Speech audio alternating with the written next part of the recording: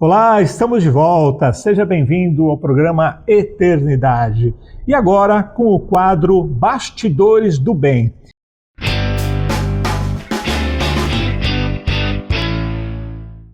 Esse espaço onde nós trazemos artistas e pessoas que fazem o bem na sua comunidade e às vezes a gente não sabe quem são essas pessoas, né? Hoje eu trago uma personagem especial para vocês.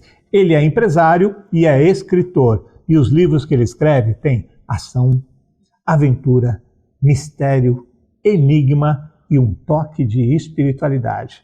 Com vocês hoje, aqui no Bastidores do Bem, Carlos Ax. Seja bem-vindo, Carlos. Muito obrigado, Marcelo. Um prazer enorme estar aqui contigo, né, com teus espectadores. Muito obrigado pelo convite.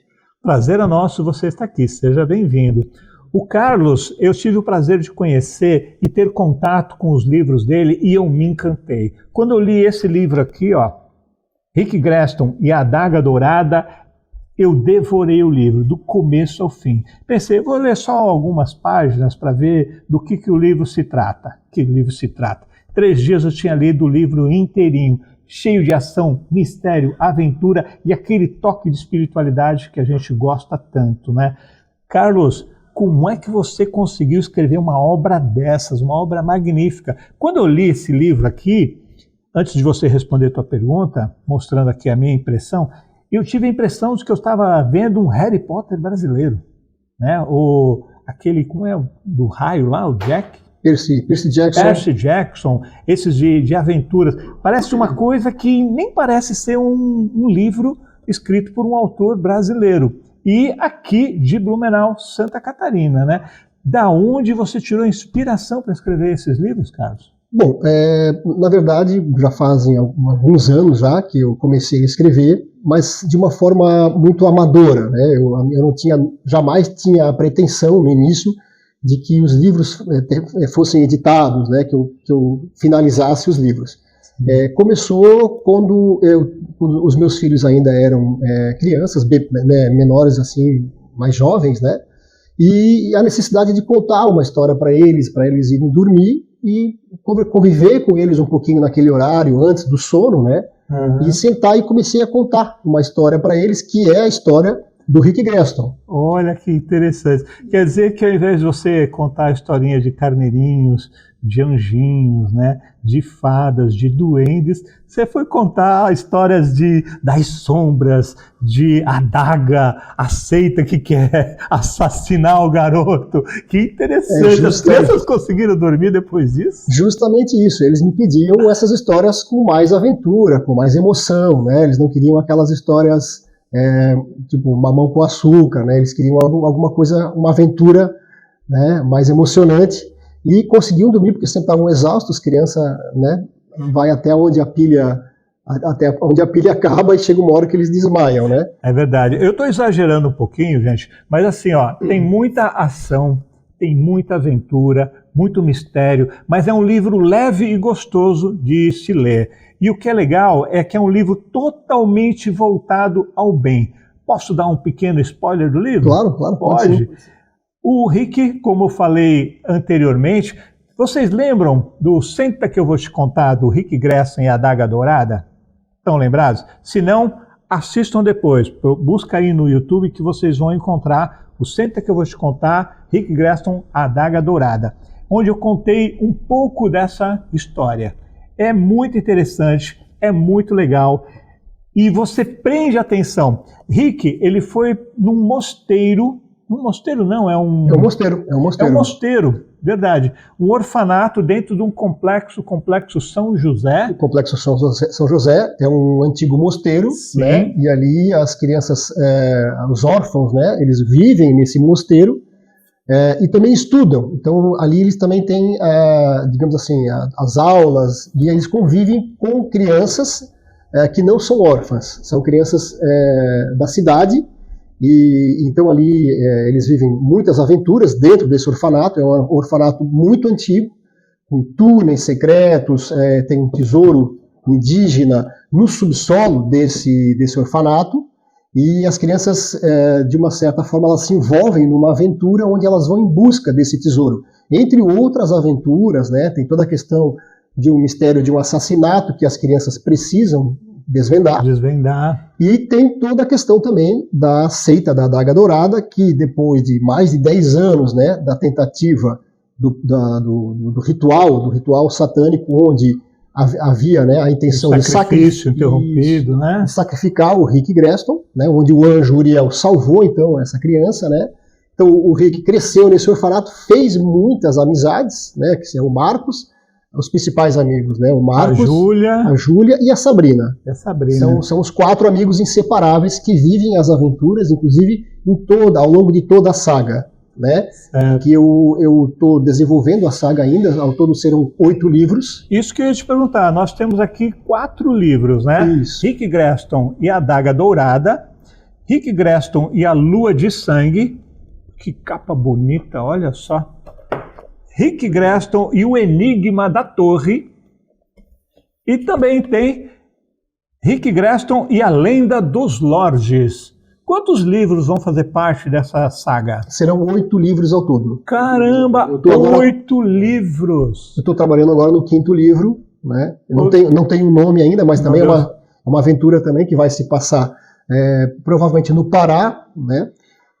E também depois eles vão para a Alemanha, onde eles vão em busca de pistas que eles encontram no manguezal, em uma cidade pequena no Pará, e dali eles vão para a Alemanha. Né? Nos teus livros eu achei muito legal que existem seres mitológicos ali, mas que eu busquei e eu não encontrei esses seres. São seres que você criou, baseado em outros seres que existem, né? Exatamente. Como os Garguzumbis. Sim, os Garguzumbis é daí do livro 3, certo. Né? Que seria a Lua de Sangue. Né? Sim. Então são criaturas, digamos assim, criadas através do ritual, né? Que essa justamente também obra desse pessoal da seita da Adaga Dourada, e cria um exército de Garguzumbis ali. Então tem toda a questão de uma aventura, eu também não quero dar spoiler aqui, né? Mas tem outras criaturas, por exemplo, o anjo Uriel, né? Ele acaba voando num Pégasus, né, que é uma criatura mitológica que já existe. Gente, eu estou imaginando isso tudo. Então, para saber, né, por que o anjo não voa com as próprias asas, e sim que ele precisa da ajuda de um Pégasus, aí realmente é necessário ler os livros. Né? Certo. Então, é a eterna luta do bem contra o mal, né? A escuridão contra a luz. E o bem sempre vai vencer, né? Apesar de que passa, sim, alguns apuros, né? Muitos apuros. O Rick Greston, ele é um ser escolhido. O anjo decidiu, por nada, assim, protegê-lo. Não, realmente ele não foi escolhido. Realmente foi um evento aleatório, onde o anjo, sem querer, para salvar essa criança do ritual de sacrifício satânico, o anjo transferiu poderes para essa criança. Mas foi sem querer, né? Pelo que eu li. Sem querer ele tocou na criança e acabou passando poderes. Exatamente. A partir daí ele se sentiu responsável por aquela criança. Sim, o anjo ficou com receio de que ele tivesse feito um erro muito grande, transferindo poderes para um ser humano que não tivesse responsabilidade para lidar com esses poderes todos que ele acabou recebendo, né? Então o anjo também enfrentou muitos problemas com os outros anjos por conta disso, né? Mas tem digamos assim, tem um dado interessante da história, que o anjo acabou escolhendo os amigos do Rick. O anjo, depois que cometeu esse erro, passando então os poderes para o Rick, né? Ele tomou cuidado de levar o Rick para o orfanato, onde ele conhecesse 3 amigos, onde ele pudesse conhecer 3 amigos. Marcos, Sabrina e Júlia. Exatamente. Né? Então esses amigos não foi um evento aleatório. E mesmo o orfanato, eu acho que ele escolheu ali o Complexo São José para deixar o Rick, né? Ele inspirou lá o Tenente Júlio para que isso acontecesse, para ele poder ter uma proteção a mais ali, né? Sim. Porque o Rick, então, ele ficou realmente visado, esses seres trevosos, né, os membros da seita foram, digamos assim, esse sacrifício foi interrompido, e o Senhor das Trevas, né, o Satanás, não se conformou com isso. Então, ele ordenou de que eles, a qualquer custo, sacrificassem a criança. Gente, então, que legal, que bacana, né? E aí o anjo, ele colocou o pó dos clandestinos sobre o menino, sobre o Rick. A cada lua nova, o anjo ia até o orfanato e espalhava o pó sobre o menino adormecido. Que é o pó dos clandestinos? O pó dos clandestinos é para que as almas trevosas, né, nem os seres das trevas, nem os homens da seita da Adaga Dourada, né, os vivos, né, porque a saga ela tem mistura, né, ora as crianças estão no mundo dos vivos, ora eles conseguem ir para o mundo dos mortos, né, com o medalhão, usando o medalhão que o anjo presenteou para o Rick, né? Deu de presente para o Rick. Poxa, muito bacana. E assim, ó, a gente sabe que você é empresário de sucesso aqui em Blumenau, né? O Carlos, ele constrói máquinas têxteis, sabe aquelas máquinas grandes, do tamanho de um apartamento, né? Ele constrói essas máquinas para vender para o Brasil todo, até para fora, né? E onde você arruma tempo para você sentar e escrever? Porque não é um livro, são 8 livros, 4 livros prontos, belíssimos, maravilhosos, e você ainda está escrevendo outros 4. Onde você arruma tempo para isso? Como é que é teu processo criativo? Bom, na verdade isso é um processo lento, né? Então eu sempre escrevo à noite, nos finais de semana, quando sobra um tempo, tem que também separar um tempo para a família, que é o mais importante de tudo na vida de qualquer pessoa, né? Mas ao longo desses anos todos, então, no lugar de ficar vendo novela ou de perder tempo com internet ou com algumas coisas que tiram muito o nosso tempo, eu acabo focando e escrevendo esses livros sempre que a ideia surge.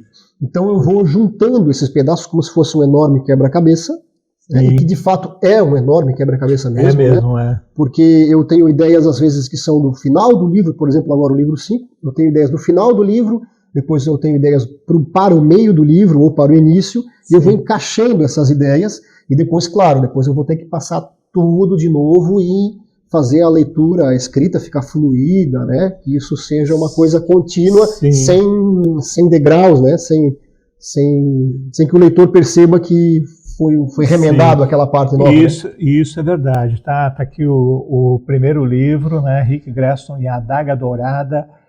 Eu li de cabo a rabo, levei 3 dias, não li numa noite só, porque também é impossível, né?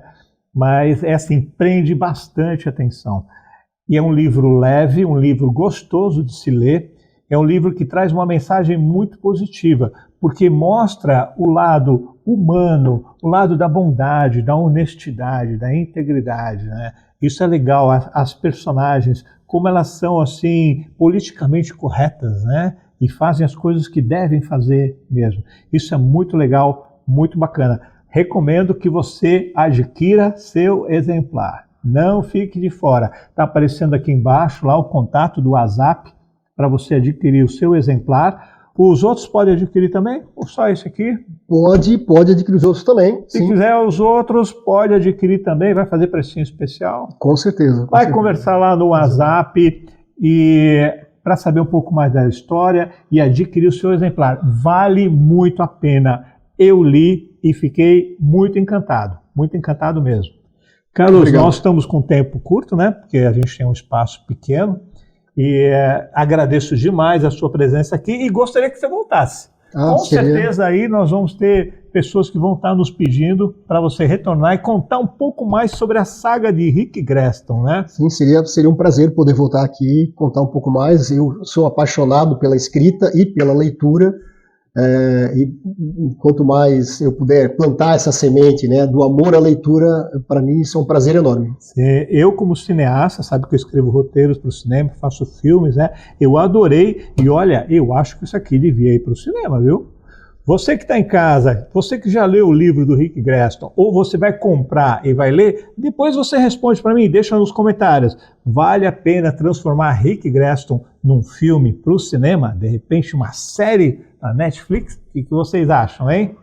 Carlos, muito obrigado pela tua presença. Quer deixar mais algumas palavras para os nossos espectadores? Eu queria agradecer imensamente essa oportunidade. E espero poder voltar aqui, né, novamente. Vai voltar. E realmente um prazer enorme poder contar um pouquinho, né, de todo esse processo que é enorme, gigantesco, né? E é um prazer enorme poder falar um pouquinho sobre isso. Bacana, muito obrigado. Obrigado. Gente, o Bastidores do Bem está ficando por aqui. A gente volta na semana que vem. Obrigado pela tua audiência. Fiquem com Deus.